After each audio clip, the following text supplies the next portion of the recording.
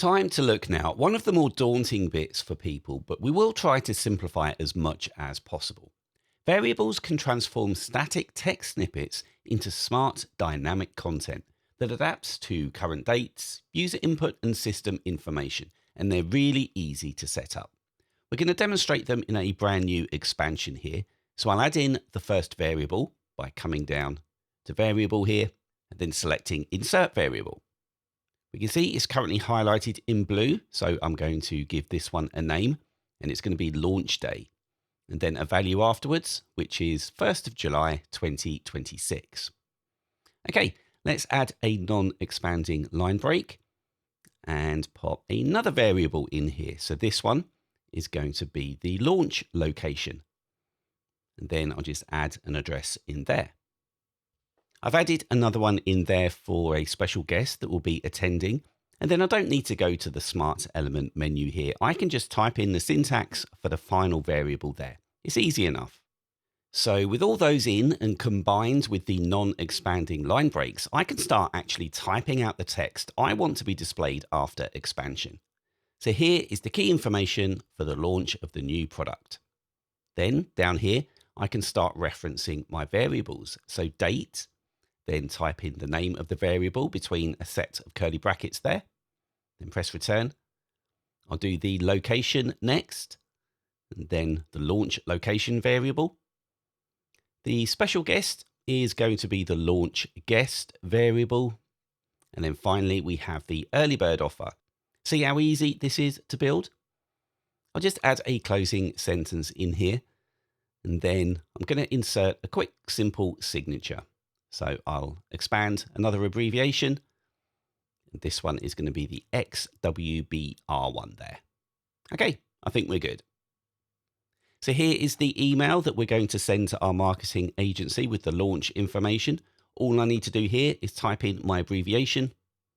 And the variables have been read and they're printed out in situ there.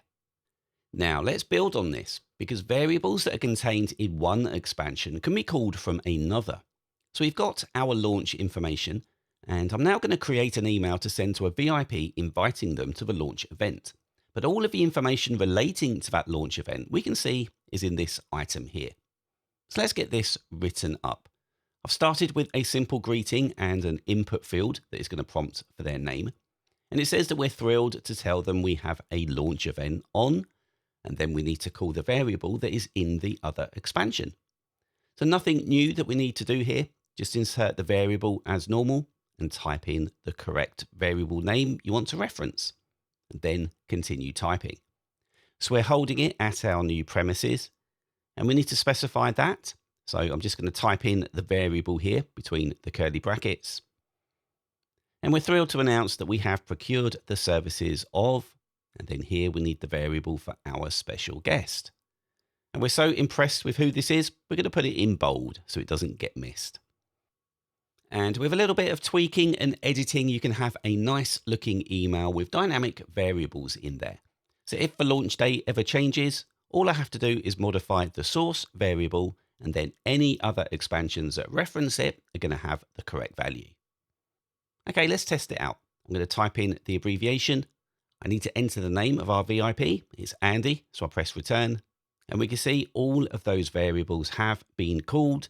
The dynamic content there is 100% accurate.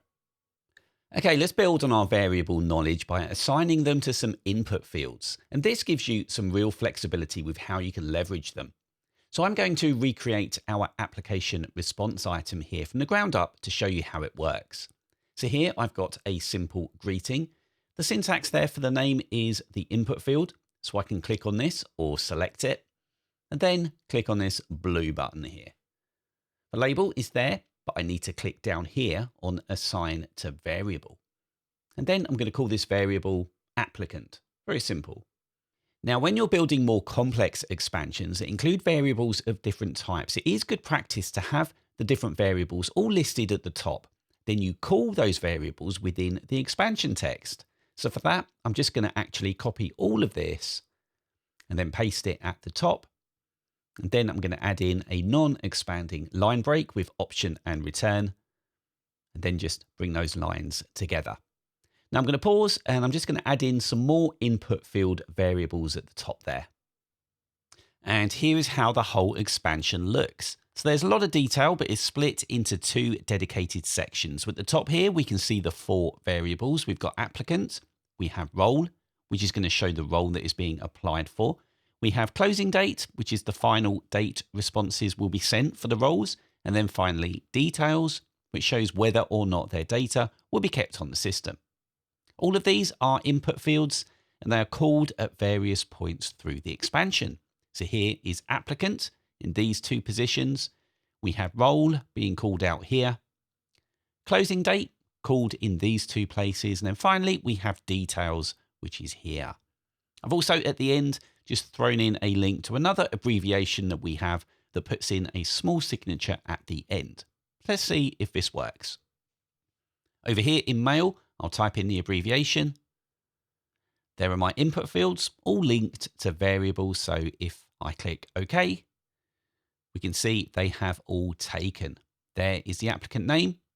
There's the role. We have the closing dates, as well as the retention details there. Very easy to link your variables to input fields in Typinator. Let's do another example, and this time we'll use variables together to make calculations.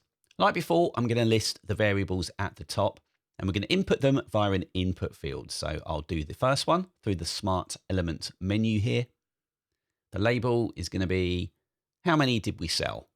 And I'm going to assign this to a variable again, and this variable is going to be called count. Let's add that. And then on the end, I'm going to put in a non-expanding line break with option and return. I've added another one below that, this time asking for the price that the items sold for. And for our calculation, we're going to come to our Smart Element menu and come down to calculation.